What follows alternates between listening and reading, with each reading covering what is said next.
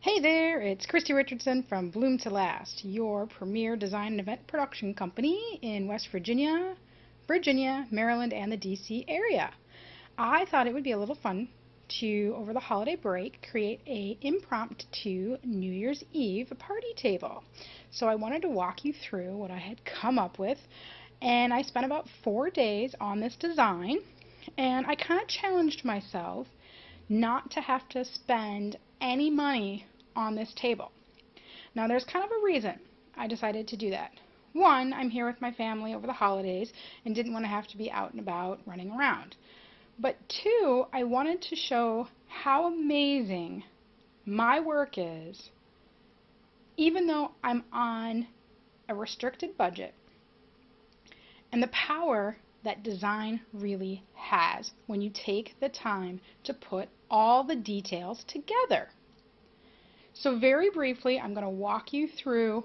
I started out with a basic black tablecloth that I had in the linen pantry, and I had my chargers. I knew I wanted to go with a classic coloring of the silver and the gold. It's very festive. So what I did is I wanted to give this table an extra pop.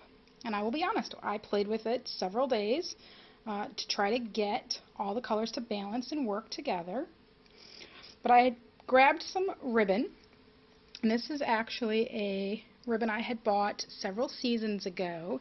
It's extremely wide. It works really great when it comes to wrapping chairs or creating impromptu runners. So I went ahead and I layered it in the three places. This is a half of a table that you would set for six. And to make sure that I gave the ends a little bit of detail, I went ahead and gave it that classic, banner point. And I put it down in the three sections, like I said. Next thing I opted to do was to use that gold charger and a standard white plate.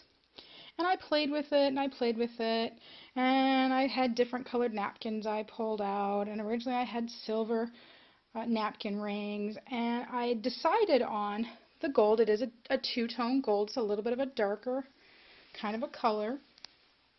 And I did a pocket fold. I thought I would get out the gold silverware, and I didn't like it, and I played and I played. But I came up with the two-tone gold napkin ring, rolled in the standard setting. Now you could have put the silverware inside. In this particular case, I chose not to because I'm not actually having guests. I did go with a little bit of a silver snowflake. Again, I wanted to carry over that silver. And the more I looked at it, it was missing something. And I played with different stuff on the actual plate itself until I came up with the clock. The clock was really what did it. And I will be honest, in this particular scenario, this is nothing more than a printed clock that I measured. I found it online through clip art and Google. I measured the plate diameter, I printed it out on my printer, and I cut it. Now, I will be honest with you, in this impromptu setting that works. If I was actually designing something like this for a client, I would have taken these to a printer that I work with. I would have had them printed out on a much higher quality paper, and on the back of the clock, I would have had them go ahead and put the menu that we were having for dinner, or if we were having cocktails, or any activities that we were doing. Let's continue on. I went with a classic champagne flute. I chose these with the little gold dots to bring in, again, the elements. Here's where things got a little trickier for me, because I didn't have the standard time, or in this particular case, as I challenged myself to just try to use what I had on hand, I had to come up with a powerful centerpiece. One of the problems that most clients have when designing any sort of table or envisioning a table is that they never fill the table enough to get the pop and the wow that they're looking for. So I started with a base of 3 mirrors that I have actually used in other centerpieces before. You can see them. They're down here on the very bottom. And I paired them and I started to layer them on. I knew I wanted to use my black lamp with the crystal nubs to give it a height element in the center of the table. Kind of brings and commands attention. I did add a simple gold ribbon, just needed that little pop of gold to carry it up and carry your eye.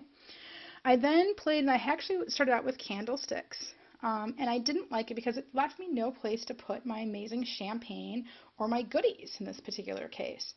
So I went back to the kitchen, dug out my simple cake plate, layered this on silver tinsel, and of course it's not New Year's Eve unless we have the Ferrero Rocher chocolates in the gold wrapping that are so good, especially paired with champagne. But I wanted to get that play on that silver and the gold. Of course, you cannot have New Year's Eve without a bottle of bubbly.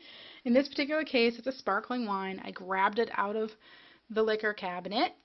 I put it in my silver champagne bucket that is always at the ready for any party, something I highly recommend that you have in your stock. And I, of course, carried up that gold with the napkin and simply placed it over the top. To fill out the bottom, I had some in the studio. I had some wonderful silver tinsel covered branches that I've actually used in other designs. I use it in a Snow Princess bouquet design that I make quite often. And I began wrapping the bottom. Again, it kind of fills out the table. And then I came back with just some simple accents. These are actually a pearl white ornament that I sprinkled throughout.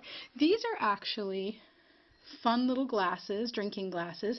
And here I put the little snow to kind of carry over that winter feel. However, you could have left these on the table if you were actually asking guests to drink, or I could have put in candles. Little votives would have worked really great in there as well. I could have wrapped bows around them if I felt it was necessary, but I wanted to keep this table a little cleaner, a little more modern, very elegant. Of course, again, you can't have New Year's Eve without the horn. So I went ahead and had one for each table placement. And then just to add a little more, this particular table is against a wall, so I can get away with this last little technique.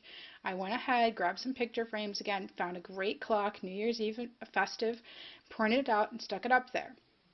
Now, if you're in a situation where this is not like a buffet setting against a wall, you could have put these on the table. I could have hung them. The other option is I could have put this where my buffet was. Just some simple elements.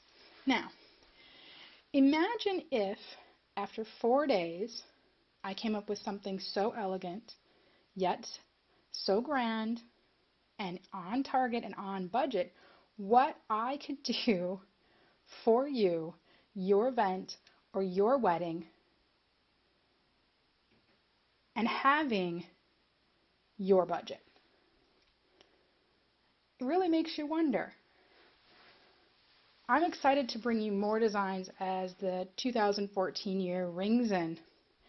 If you have questions or concerns or want to check me out, I'm way okay with that. You can head over to my website at www.bloomtolast.com and learn all about me, my services, and everything that I can do for your next party. Thanks so much for watching, and Happy New Year!